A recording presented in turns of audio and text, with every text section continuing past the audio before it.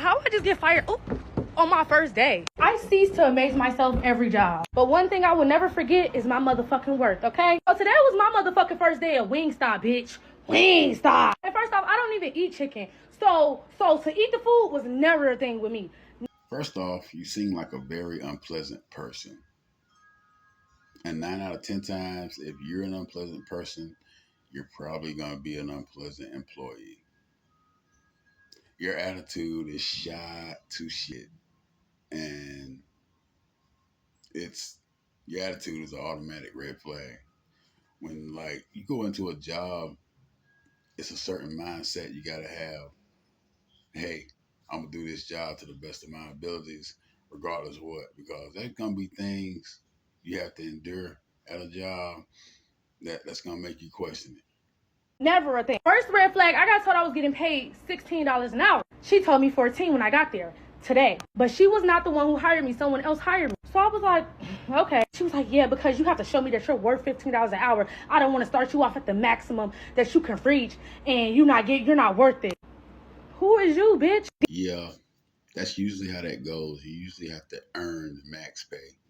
You're usually not going to start out getting paid the max. That's usually how that goes.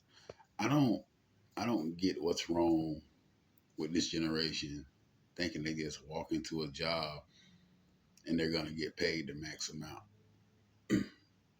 That company is going to make you earn the max payout. Everyone else in the world has to earn their max payout. No one just walks into a job and starts out at top pay. It does not work like that. And the fact that you're asking who is she, she's the person that just told you you're not going to start out at your max pay. So you either want the job and going to do the job, or you have a choice. You can walk out and go home. It's really simple as that. These employees like this are trouble. They're hard to work with. They're hard to get along with. And they constantly keep mess going at the job. It's an ongoing thing with them. It's always going to be something with an employee like this. Attitude is everything at a job. There are no givens. You're going to have to earn it. Sorry, that's just the way it is. Then on top of that, I'm supposed to be following somebody around all day, training. Well, there is the manager, but the manager that's on the ship is not training me. They have this 18-year-old little ass girl training me. She stressed the fuck out. Then while they big back ass up in there eating Wendy's behind the counter, she said you have to clock out for, none of them hoes clocked out for break. She said you have to wear a hat. None of them hoes wear a hat. Then she gonna tell me you can't be at the counter looking cute all day. I'm a cashier, bitch. See what I'm saying? It's gonna always be drama. What does it matter, the person and their age of who's training you? As long as you're getting trained, right? As long as someone's showing you how to do the job. What does it matter if the managers don't clock out, which most of them don't have to. Most jobs, managers do not have to clock out, and they're sitting down eating. What does any of that matter? What does that matter not wearing a hat? Most managers do not have to wear hats. What does any of that matter? The only thing that should matter is that you're learning to do your job so you can get paid to do it. You're worried about all the wrong things. None of that you hollering about even matters for real. You're not getting mistreated. You're not getting bullied. You're not getting picked on. What does any of that has to do with anything? And no, you even as a cashier, you just can't stand behind the register. It's a job. You have to find you something to do. Are you even surprised you got fired your first day? Are you shocked? You're going to have to look in the mirror and do some real soul searching going forward if you want to keep a job, my friend. I just got fired from my job. This was my pre-degree dream job we're talking about. I was obsessed with this place. And my boss texts me and she's like, how are you not going to show up to work? Like, you're fired. And I'm like, what the hell do you mean? Like, when was this? Like, she goes, you can't not like show up to work. Like, I had a bunch of tasks for you to do and you didn't even come. Like, you didn't even tell me you weren't going to come. I waited for you the whole day and you didn't show up. I had a bunch of things for you to do, like a bunch of tasks. We ended up figuring it out here in the office, but it was supposed to be for you and you didn't do it because you weren't here. So we had to all figure it out. I don't know who figured it out, but someone else did in the office. And I'm like, what are you talking about? And she goes, yeah, you're fired. I don't want to hear it. And I'm like, but hear me out. I was there that day. How are you just gonna fire me when like you're not even letting me speak? She goes, how am I gonna let you speak if you didn't even come to work? I'm like, I was there. Like, I was literally there. And who do you think completed all those tasks? I did. I completed my own tasks because I did go that day and I stayed all the way to the end. She goes, no, you weren't. Like, I didn't see you. And I'm like, but I was there. And she's like, all right, let's check the cameras. We checked the cameras and guess who was there? Me. So you were there and you got fired? What was the manager doing? How do you not know all of your employees are at work doing their job? How do you miss that? It's your job to know who and who is not at work. That's a mistake you can't afford to make.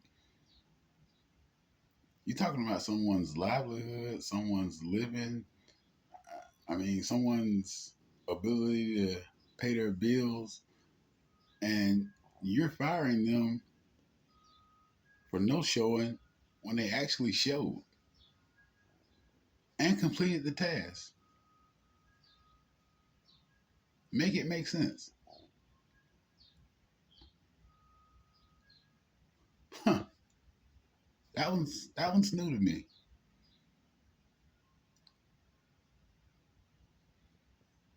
Unheard of. She's like, oh my God, I didn't even see you. You're so skinny, I didn't even see you. And then she was looking at the camera and she's like, your body's giving Victoria's Secret skinny. Like, eat a cheeseburger. Like, your body's so skinny. And then, like, she zoomed into my waist. My waist wasn't there.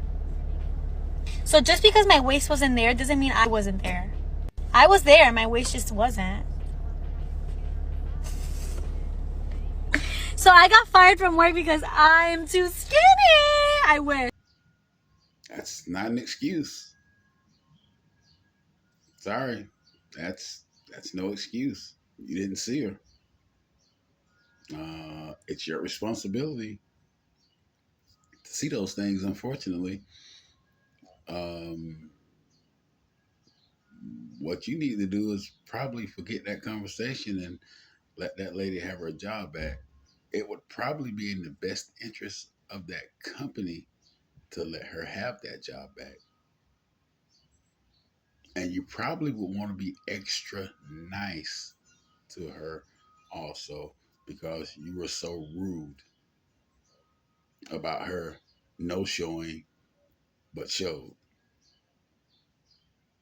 I didn't even see you. What kind of crap is that? No excuses. Absolutely none. You got to do better. Someone could have lost their job because you didn't see them. Unacceptable. Apparently, I rubbed people the wrong way with my Size Matters post. I stand by what I said. I just think I have to correct or adjust what I said because I think it got lost in translation. So women should not walk around like a canyon. That is correct. That would be a blowout or run through for sure. What I was trying to explain is that when you're with a woman and you're in the middle of the act, during the act, she should or would become like ocean-like, and then it's going to feel a lot larger. This is the bonus clip I was telling you about. The stay like size. She like her man hung. Hey, do you. Do it big. Go for it. Enjoy. However, this is just my opinion. I don't feel how wet a woman gets. You should still feel something. it shouldn't feel like a Grand Canyon down there. Okay? I just don't see it. Now, I'm an older guy. That's just my opinion. Um, if that's the case, you probably got a lot of miles down there. It doesn't mean that she's done anything wrong or been with a ton of people or her roster is 100 deep. It just means that you're doing whatever is making her body react that way. So good job. But again, the Tiny Tims, I still feel like that. I'm sorry. It's not your fault. It's just little. Yeah. 9 out of 10 times, that old thing got some miles on it. It's seen better days. It's not coming back. It's